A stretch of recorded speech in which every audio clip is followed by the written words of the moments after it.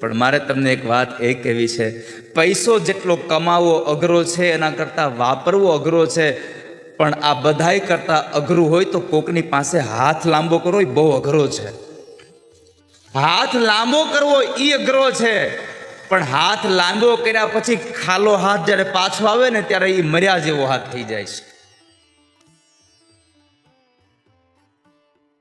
પણ આ ભોલાએ ભગવાન પાસે એના ગામના એક શેઠ સાહુકાર પાસે જઈ અને કીધું કે શેઠજી, મારી દીકરીના લગ્ન છે ને આ બહુ જૂના જમાનાની વાત છે. તો કહે છે કે મને પૈસા આપશો, મારે 200 રૂપિયાની જરૂર છે, મને 200 રૂપિયા આપશો. શેઠે એને પૈસા આપ્યા ને એ પૈસાના બદલે એની અંદર ચિઠ્ઠી લખાવી. બેનના વિવાહ થઈ ગયા, કામ ધંધો મેળા કરવા ભાઈઓ, અને પછી દીકરાઓએ જ્યારે પૈસા ભેગા થયા ત્યારે દીકરાઓ એના બાપાને કહે છે, દીકરીના લગ્ન થઈ ગયા પછી એ ભોલો જે ભગવાનનો ભક્ત હતો, ભગવાન રામનો અનન્ય ભક્ત, એ રામજીના મંદિરે જઈને રહેવા લાગે છે. અને પરમાત્માના મંદિર સિવાય, પરમાત્માના ચરણ સિવાય આ જગતમાં રહેવા માટે બીજું સ્થાને હારું ક્યું છે? પરમાત્માના એ ચરણમાં જઈને રહે છે. અને એમાં મંદિરમાં બેસે, મંદિરમાં રહે, મંદિરની સફાઈ કરે. છોકરાઓએ કમાણી કરીને બાપાને પૈસા આપ્યા કે લ્યો બાપુજી, હવે તમે આ શેઠને પૈસા દઈ આવો. શેઠને પૈસા દેવા ગયા. બહુ વિસ્તૃતથી આ સંવાદ છે, પણ મારે તમને મૂળ જગ્યાએ લઈ જવા છે કે ભગવાનમાં તમને ભરોસો હોય તો ભગવાન શું કરી શકે. અને એ ભોલો બરાબર શેઠને ત્યાં જાય છે. શેઠને પૈસા આપ્યા.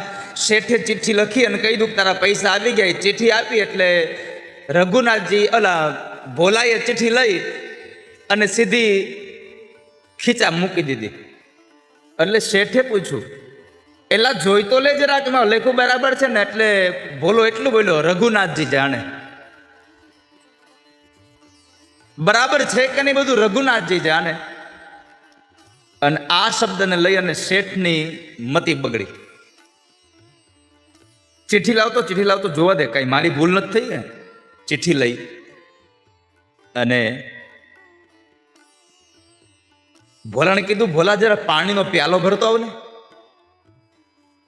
ભોલો બરાબર પાણી ભરવા ગયો અને ચિઠ્ઠીમાં પૈસા હજી બાકી છે એવી બીજી ચિઠ્ઠી બનાવી અને ભોલાને આપી દીધી. જે મૂળ ચિઠ્ઠી હતી એણે એના રજિસ્ટરમાં મૂકી દીધી. ભોલાએ તો એ ચિઠ્ઠી પાછી ખીચામાં નાખી અને જતો રહે છે. અને ભગવાન રામજીના ચરણોમાં મૂકી દીધી. અને રામજીના ચરણોમાં ચિઠ્ઠી રાખી અને પોતે તો પોતાના કામમાં લાગી ગયો. શેઠે બીજી વખત ઉઘરાણી કરી. ભોલાજી કહે છે કે શેઠ, મેં તમને પૈસા આપી દીધા છે. અરે આ બાકીના પૈસા મારી પાસે ચિઠ્ઠી રહી હતી. અને ભોલાને તો બિચારાને શું થાય, ભગવાનનો ભરોસો, પરમાત્માની અંદર ભરોસો રાખીને બેઠો ભોલો. કહેવાય છે કે શેઠે વારંવાર ઉઘરાણી કરવા છતાં પૈસા ન આપ્યા એટલે શેઠે કોર્ટમાં કેસ દાખલ કર્યો. અને એ કોર્ટમાં કેસ દાખલ થયા પછી ભોલાને હાજર કરવામાં આવે છે. ભોલાને પૂછ્યું કે આના પૈસા તે લીધા હતા? બાપજી લીધા હતા મેં. તો હવે આપી દે ને. મેં આપી દીધા છે સાહેબ. અરે પણ શેઠ ના પાડે છે. સાહેબ, મેં આપી દીધા છે. તારો કોઈ સાક્ષી? ભોલાએ કીધું, હા. તે પૈસા આપ્યા ત્યારે કોઈ હતું? હા હતું ને. કોણ? રઘુનાથજી. અને કોર્ટમાંથી વોરંટ નીકળ્યું રઘુનાથજીના નામનું. ગામમાં આવીને રઘુનાથજીને ગોતે, ક્યાંય રઘુનાથજી રહે નહીં. પછી ખબર પડી કે આ તો ચોરાવાળું નામ છે. ચોરે લઈને ગયા. ઓલા મંદિરના પૂજારીએ ભગવાનને કીધું, પ્રભુ અત્યારે તમારા માટે મેવા આવ્યા, દૂધ આવ્યા, વસ્ત્રો આવ્યા, ફળ આર આવ્યા. આજ વોરંટ પહેલી વાર આવ્યું છે. કોર્ટનું તેડું પહેલી વાર આવ્યું. પણ તમને સંક્ષિપ્તમાં કહું તો એટલું જ કે જ્યારે રઘુનાથજીને બોલાવે છે સાબિતી આપવા માટે, જ્યારે તારીખમાં ભોલો હાજર છે કઠોરીમાં ઊભો છે અને પૂછું તારા સાક્ષી ક્યાં છે? તો કે અહીંયા જ ક્યાં કરશે, અહીંયા જ ક્યાં કરશે, બોલાવો એમને. જજ સાહેબે ફરમાન આપ્યું અને બાર દરવાજા ઉપર ઉભેલો ચપરાસી બોલ્યો છે, રઘુનાથજી હાજર હો. એક વાર, બે વાર ને 3 વાર અવાજ કર્યો. 75 વર્ષની ઉંમરના એ દાદાના રૂપની અંદર ભગવાન રઘુનાથજી પોતે સાક્ષી પૂરવા આવ્યા છે.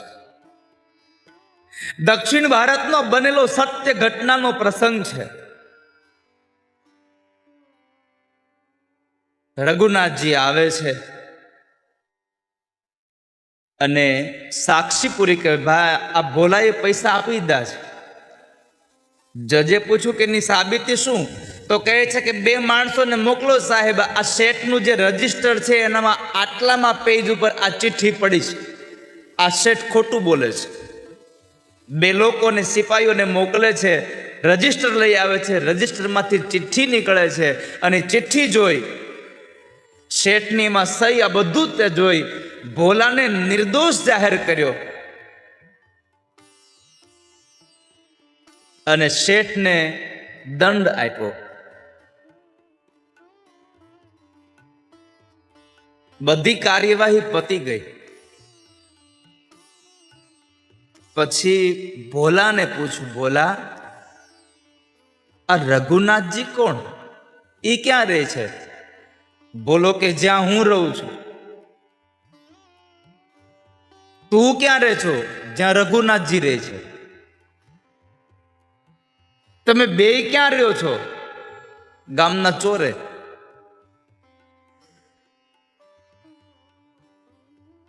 આ રઘુનાથજી કોણ? ચોરાવાળા એ રઘુનાથજી છે ને હું ત્યાં રહું છું. તું ભગવાનની વાત કરે છે? હા, તો તમે ન ઓળખા? એ રઘુનાથજી બીજું કોઈ નહીં, મારા સ્વયં પ્રભુ પોતે હતા. જજની આંખમાંથી અશ્રુ પડે છે.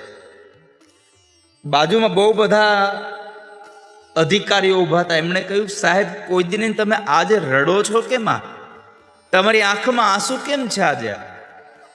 અને ત્યારે દક્ષિણ ભારતની કોર્ટના જજ એટલું બોલ્યા હતા કે બની બેઠેલો જજ ખુરશી પર બેઠો રહ્યો અને જગતનો જજ મારી સામે ઊભો તો ઓળખી ન શક્યો એને. જગતના જજ મારી સામે ઊભા રહ્યા અને હું બેઠો રહ્યો. આ ખુરશીએ મને ઊભો ન થવા દીધો. અને ત્યારે એ દક્ષિણ ભારતના શહેરના એ જજે જ્યારે ભગવાન સાક્ષી પૂરવા આવ્યા એ સાંભળ્યું એટલે એમણે નોકરી છોડી દીધી કે જે ભગવાનને આવીને ઊભું રહેવું પડે ને હું બેઠો રહ્યો એવી નોકરી કામની શું? અને પોતે વૃંદાવનમાં આવીને સાધુ બની અને ભગવાનનું ભજન કરે છે. તમે નહીં માનો ભક્તો, મહાપુરુષોએ એના લખનમાં લખ્યું છે કે જ્યારે એ સાધુ બન્યા વૃંદાવનના એક પણ મંદિરની અંદર નથી ગયા.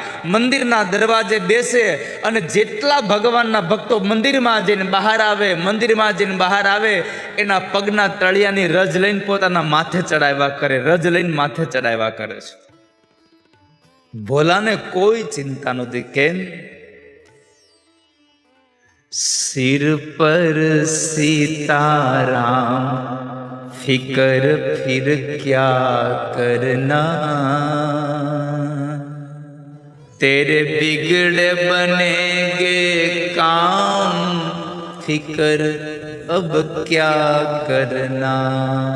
એવાનો ભાવ છે કે અંતર જ્યારે સ્વચ્છ બને ત્યારે પરમાત્મા આવે છે. તો ગોપી ગીતની કથા, રાસ પંચાધ્યાયની કથા કે જેમાં પવિત્રતા છે, આ રાસ ભલે મધ્યરાત્રિએ રમાયો, ભલે જંગલમાં રમાયો, ભલે એક સ્ત્રી અને પુરુષ વચ્ચે રમાયો, પણ આમાં અપવિત્રતા નહોતી. આ કામનાની વૃદ્ધિ કરે એવો રાસ નહોતો, જીવનની કામનાઓનો નાશ કરે એવો મહારાસ હતો આ સાહેબ. જે મહારાજને ભગવાન મહાદેવને જોવાની ઈચ્છા થઈ જાય.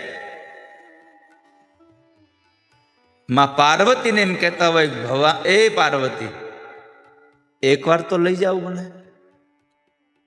કેટલો મોટો રાસ હશે કે જ્યારે પાર્વતીને એમ કહે છે કે તમે મને લઈ જાઓ ને.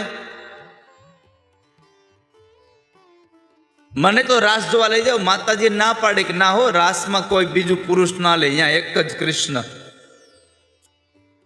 પુરુષમાં તો એકમાત્ર કૃષ્ણ, બાકી બધી ગોપીઓ.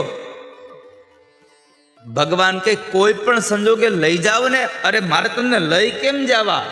ભગવાન મહાદેવ થાકીને કે કામ કરો, ઘડીક મને ગોપી બનાવી દો, હાડી પહેરાવી દો, પણ મને લઈ જાઓ તમારી હારે. ऐसा सजा दे मुझको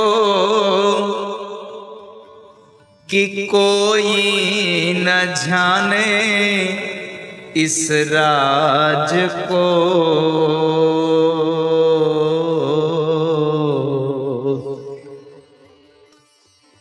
આ રાજ કોઈ જાણી ન શકે એવો મને હજાવી દો તમે, એવો તૈયાર કરી દો, મને ખબર ન પડે કે હું સ્ત્રી છું પુરુષ. માતાજી કે હું તમને તૈયાર કરી દઉં પ્રભુ, પણ તમે મારી હારે આવો. અને મને કૃષ્ણ પૂછે કોણ છે તમારે કેવું શું? ભગવાન કે કહી દેવાનું, સહેલી હે યે મેરી ऐसा बताना ब्रिजराज को. लगा के गजरा पहन के सारी चाल चले मत वाली गोकुल में आ गए गोकुल में. ભગવાન એવી હાલ હાયલા, માથામાં ગજરો નાખ્યો ને એને 5.5-6 ફૂટની હાઈટ, એની ઉપર 1 ફૂટનો અંબોડો, અને ન્યાથી લાજ આવી. વિચાર કરો તો 7 ફૂટ ઉપરથી આમ લાજ આવી છે, લાગતા કેવા છે? અને એને પછી હાડી પહેરીને હાલ હાયલા છે. મહાપુરુષો કહે છે પદમણી નાર હાલ ભૂલી જાય એવી હાલ ભગવાન હાલ્યા હતા. અને ભગવાન ગયા. હવે આ તો ઓળખી જ જાય, તન કી જાને મન કી જાને, જાને ચિત્ત કી ચોરી. બધાના મનની વાત ઓળખી જાય તો ખબર ન પડે જાય કે આ તો મારો મહાદેવ આવ્યો છે. ભગવાન ઓળખી ગયા એટલે ભગવાન તો લાજ કાઢી નતા, અને તઈ હાવ કઈ આછી ચુંદડીઓ આવતી નહોતી. જાડું હતું કાપડું, એટલે માંડ અંદરથી કઈક દેખાય. અને જો વધારે પડતી લાજ રહી તો જીવ મને ગુંગળાવા, એવી તો જાડી હાડિયું હતી. તો ભગવાન કૃષ્ણ ઓળખી ગયા કે ભગવાન મહાદેવ છે, એટલે 2-4 ગોપીઓને પકડીને લઈ જાય એક બાજુ, અને એક બાજુ લઈ જાય અને ન્યા ભગવાનની સામે આંગળી કરીને કે ઓલું કોઈક છે. અને પછી ગોપીઓ હસે. હવે જે બાજુ ભગવાન જાય એ બાજુ મહાદેવજીને આમ જોવું હોય. હવે લાજમાં દેખાય નહીં, એને આપણી જેમ તો કરે નહીં. આ બાજુ સસરા બેઠા હોય, આ બાજુ બીજા બધા બેઠા હોય, તો આપણે તો નકર લાજ આમ કાઢી હોય ને. અત્યારના બેનો જો આમ લાજ કાઢે.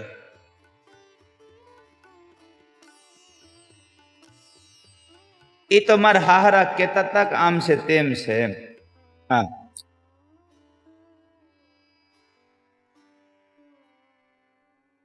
આ બાજુ બેઠા હોય તો આમ,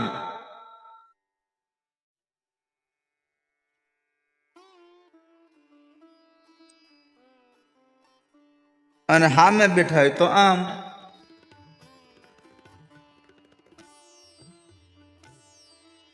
અને હવે તો આમ.